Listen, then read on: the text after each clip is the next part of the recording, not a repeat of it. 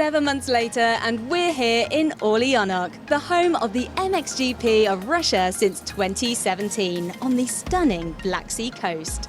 This is the first of 19 rounds in this year's FIM Motocross World Championship, which sees a packed schedule take us all around Europe, including the return of the Monster Energy Motocross of Nations in Mantova. The season then ends with trips to Argentina and a double-header in Indonesia, our grand finale being MXGP's first trip to the stunning island of Bali in early December. The circuit itself is situated just a couple of hours' drive up the coast from Sochi and boasts a perfect view of the Black Sea and the famous Orlyonok Children's Centre. The facilities here are state-of-the-art and offer the perfect setting for the start of the 65th FIM Motocross World Championship.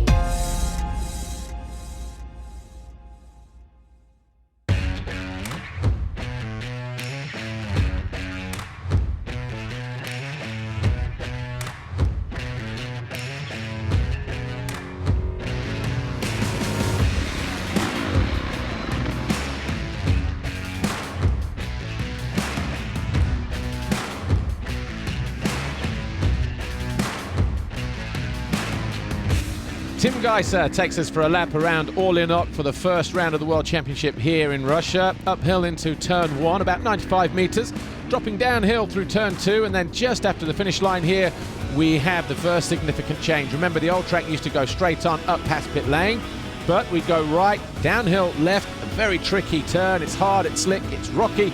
The riders really need to feather that throttle. Past pit lane then for the first time.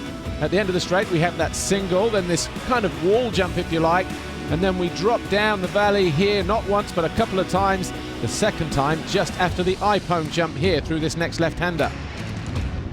Another kind of scrub wall jump, if you like, and then up onto the plateau. Another change here. We used to turn left about now, but it's a little bit longer into that bank turn, which means we have a much straighter approach as we come back through this right-hander, and then dropping downhill to the lowest part of the racetrack.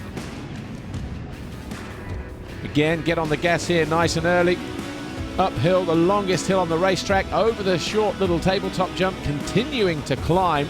And then as we go here, you see a split section through that right-hander. Monster Energy jump just here. 3 tabletops, different lengths, all the way across the hillside. The final one here, the city one, probably the longest on the racetrack, before we drop down into this tight 180-degree turn. Short burst uphill. Another left-hander dropping away on the exit. Through the dip and then onto this plateau. Higher on the right-hand side there. There used to be 8 waves through here, but slightly different combination now, as you can see. Double for Tim. Dropping down through this part of the racetrack, and then watch this next left-hander. You can go inside or outside. It's going to be hard and polished and slick. Either way, we're over the Monster Energy step down, through this gravity cavity, if you like, over a huge floating tabletop, back on the gas, another big step up, landing on the brakes to make this right-hander. Another rhythm section through the next left, as you can see, double, single, and then dropping down. There's turn 1 to the left. This is the run to the Monster Energy finish line, and that's a lap of Orlyonok.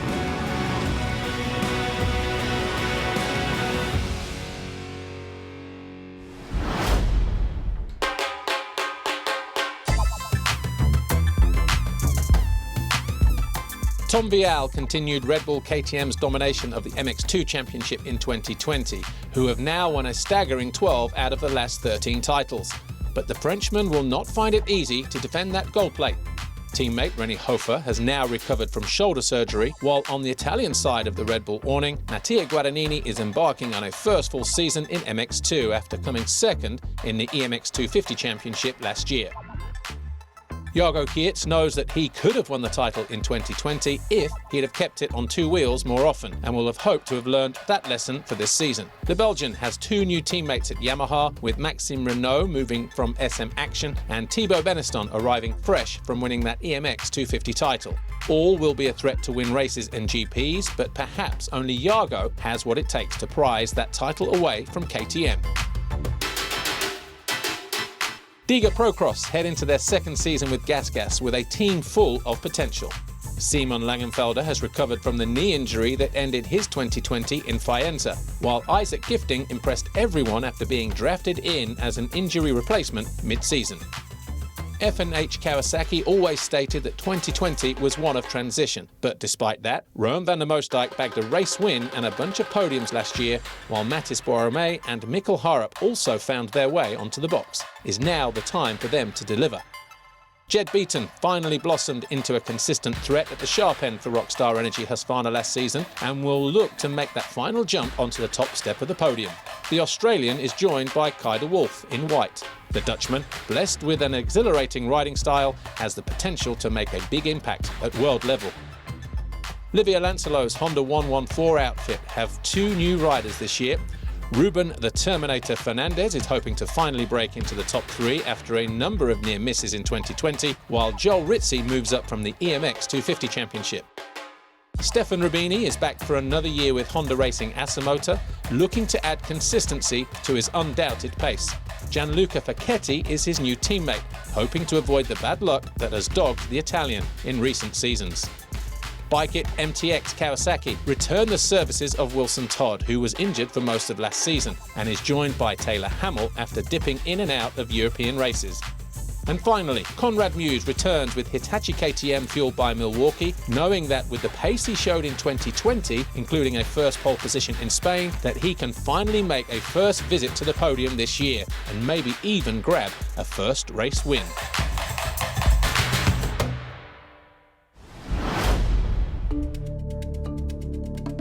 Here's what happened in the time practice session. Session was all calm at the beginning as they changed wheels and prepared for what was a sticky racetrack.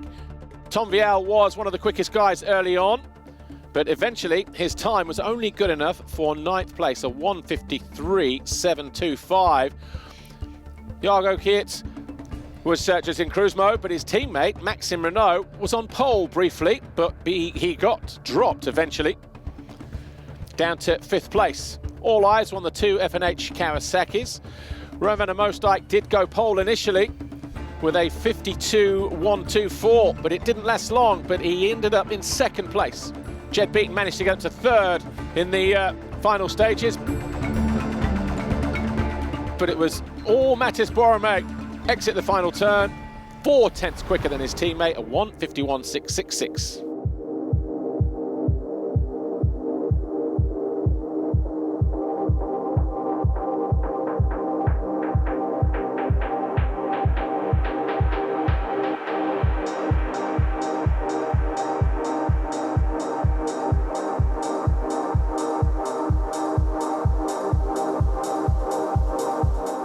Who will it be that grabs that first Vauxhall shot of the year? Who will get the first win of the year? We are go!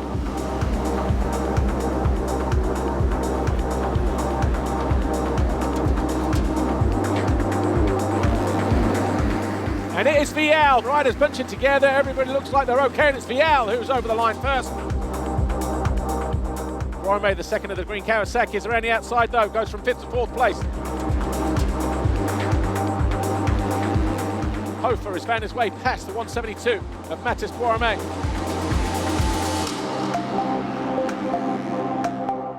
Oh, and Jago Geerts down, and so too Wilson Todd. Todd getting nudged into Geerts. Beaton coming back for more, closing back in on Panzer, on that KTM race store. Switches to the inside, aggressive move. Panzer still with his leg intact just about, keeping his 6th place intact as well. Renault came out of the turn, picked his front wheel up. That allowed him to get over there without losing drive on the rear wheel. But this time he does go through, but can he hold it at the end of the straight? Yes, he does. So a successful move then. He finds himself in the 6th.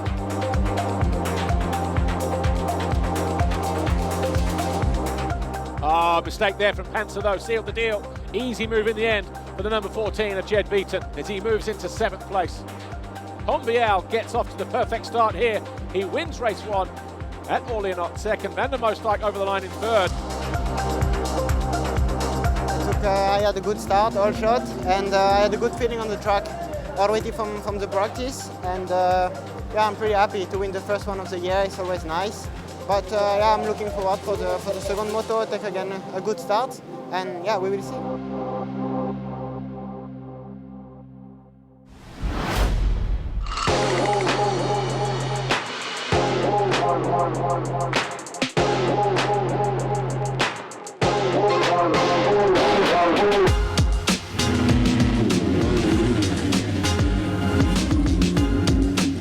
Another good jump there from Vial, but can he hold it to the line? Yes or no? He goes wide. It's his teammate, Rennie Hofer. Bit of bar banging on the exit of the turn behind them, but it's Hofer.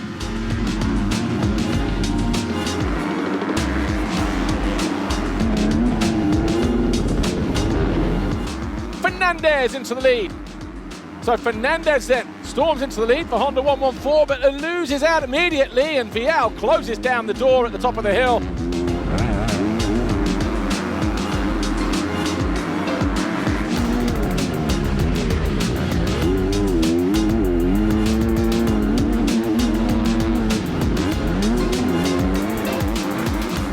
Jago Kiet, he's in 7th position. Remember, he picked up a knee injury last week. The knee is not giving him pain, but after race 1, he did say that didn't have that race rhythm. Oh, 2 riders down, Beaton and Gifting. Oh, wow. Gifting lost the front on the takeoff. He gets hit in the back of the head. But and he goes down. So maybe realised that he's being caught there. Warame getting ready to go by and pushing down into 4th place. Warame alongside the Spaniard does go through eventually. And he's going to do the same again to Hofer. Exactly the same move around the outside. Can he hang on though? Yes, he can. And he'll move himself up into 2nd place overall in the Grand Prix. And Fernandez, number 70, needs to find a way past the Red Bull KTM to get to 2nd position overall in the Grand Prix. Either way, it's a first visit to the podium. And he goes down the inside of the Austrian and runs him wide. 2 into 1 does not go. Rennie Hofer feels the full force of the Terminator. Tom Vial celebrates here at Orlyonok in fine style. 2 wins out of 2. He wins round 1. I'm really happy. We have been working really hard with Joel, my trainer, with the team. We have a new bike and it's working really amazing, the new KTM. So yeah, I'm really happy. I'm looking forward for the other race. And yeah, it was a good week and I'm really happy. A win for Tom Vial. Borame 2nd, the French 1-2. Fernandez coming home 3rd. Hofer 4th, Van der Moosdijk, Kiert, Beneston and Langenfelder. 3rd overall, Matthias Borame, F&H Kawasaki Racing. 2nd overall and a first visit to the podium in MX2, Ruben Fernandez, Honda 114 Motorsports. And your overall round winner, Tom Vial, Red Bull KTM Factory Racing.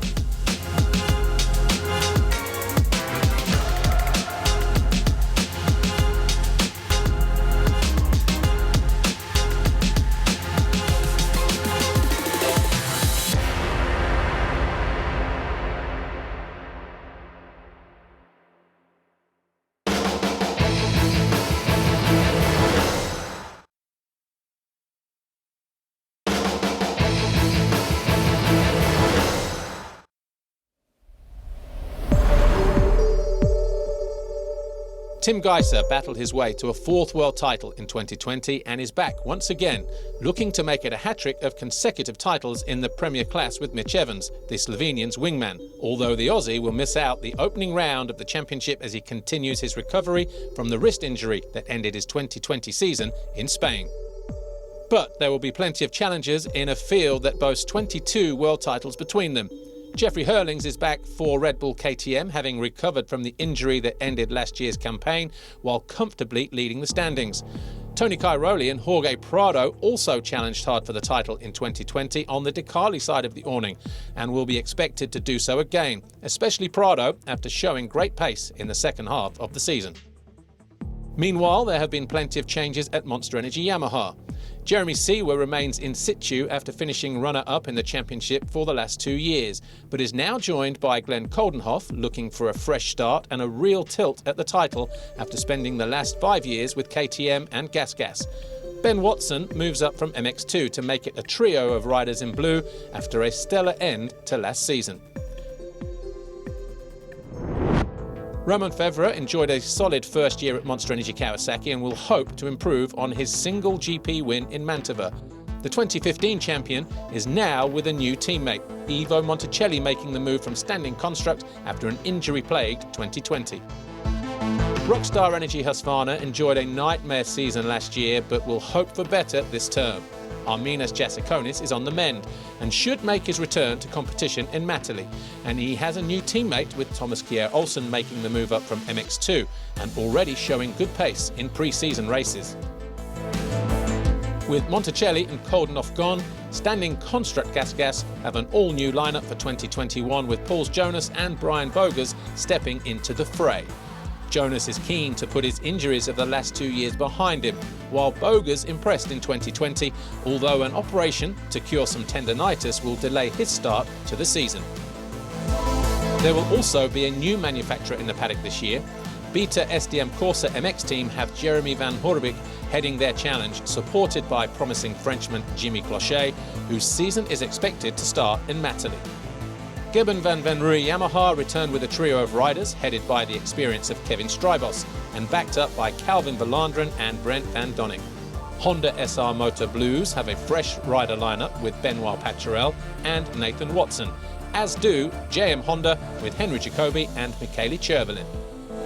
Arno Tonus heads up a brand new team from his native Switzerland with Hostetler Yamaha Racing along with Valentin Guillot, while Sean Simpson and Jordi Tixier continue their solo projects with SS24 KTM and JT911 KTM Racing respectively.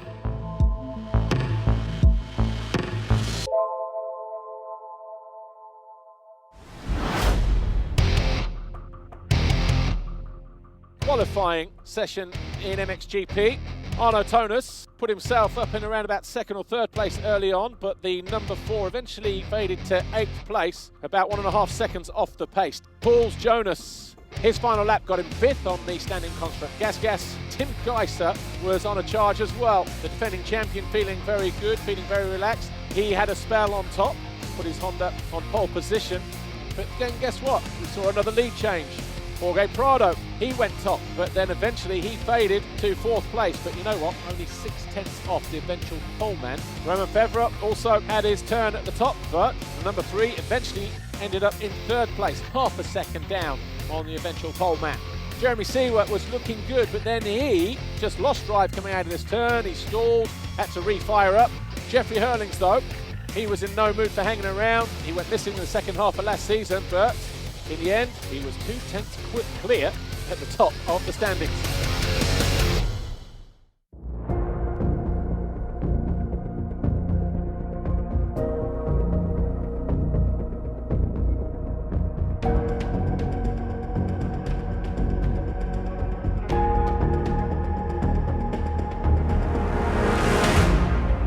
MXGP Race 1 is underway here at Orlyonok. Jonas is down in the first corner.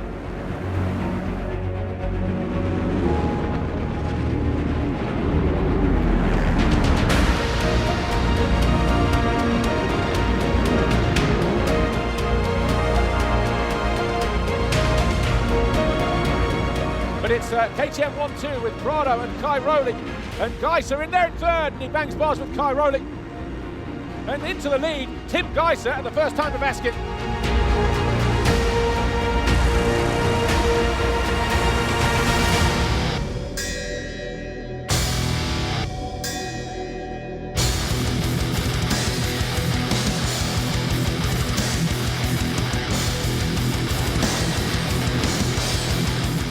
Oh, man down at the top, that's Prado, isn't it? Alessandro Lupino, the number 77, already finding life just a little bit more challenging possibly as Febvre goes around the outside of him and picks him off for 3rd place. Monticelli finding his way past the number 10 of Verlanderen there. There is Jonas. He went down at the first turn actually. Number 32, chuck that Yamaha in there, will you, Brent? He takes Verlanderen to the outside as Olsen makes a mistake in the background. Oh, Monticelli trapped underneath the bike. That's why they were waving the yellows there. He's up on his bike again. Good to see. So he was just trapped.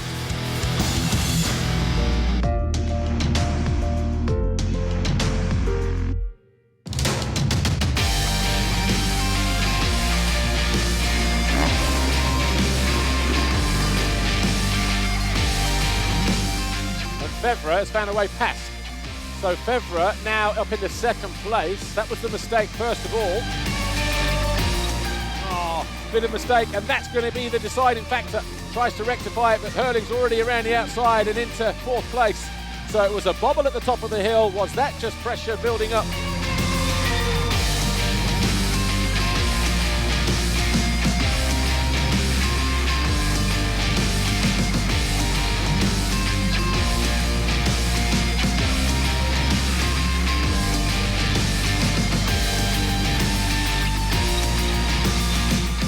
Geiser crosses the line to win race 1 here at Orlyonok. Fevre will cross the line in second place. And then Cairoli will work his way through as well.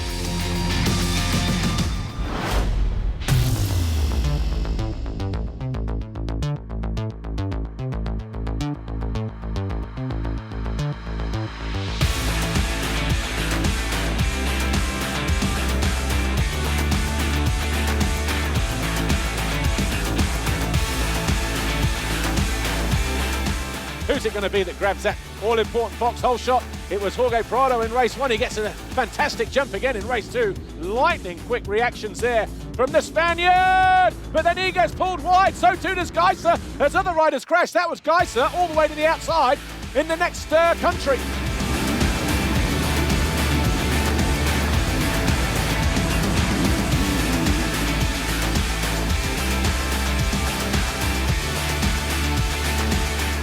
Geiser is in 9th place. Wow. Oh, and a mistake from Hurlings. Back end comes around on him, hands the lead in a handful of places to Cairoli, Jonas and Fevre. Siwa not able to find a way through, so we have a new leader here on lap 2.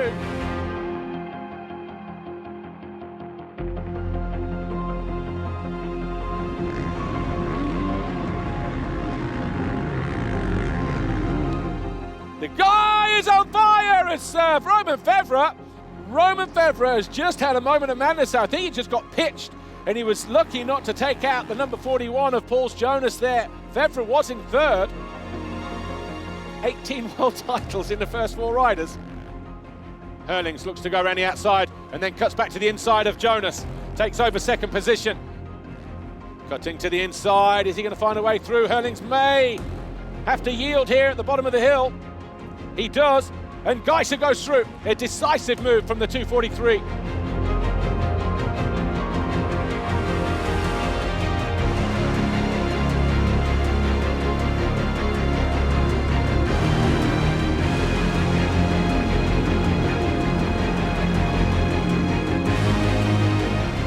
Geiser goes to the inside. It's slower on the way in, but can he do something at the end of the straight here? Well, he doubles in and goes around the outside. Wow, from out of nowhere, Tim Geiser catches Cairoli by surprise and takes over the top spot.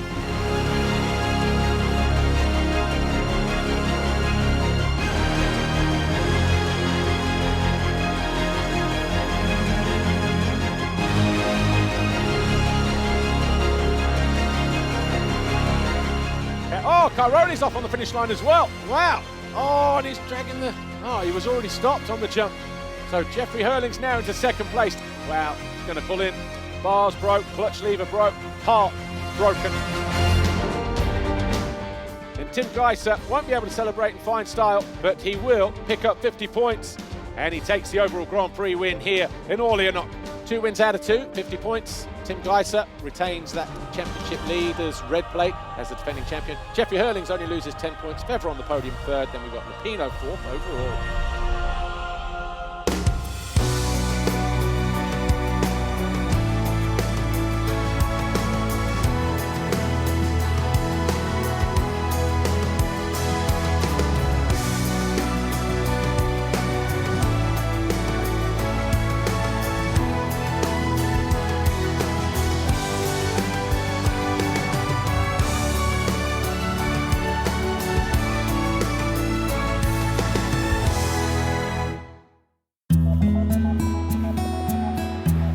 The FIM Motocross World Championship has returned with a bang after a thriller-minute opening round here in Orlyonok. Tim Geiser pulled out a vintage comeback in race 2 to cap a perfect start to the defence of his MXGP title for Team HRC. while reigning champion Tom Vial dominated from the front as Red Bull KTM began their quest for a 30th MX2 title in 14 seasons. We'll now head west and see you in 2 weeks' time in Matterley Basin for the return of the MXGP of Great Britain. Bye!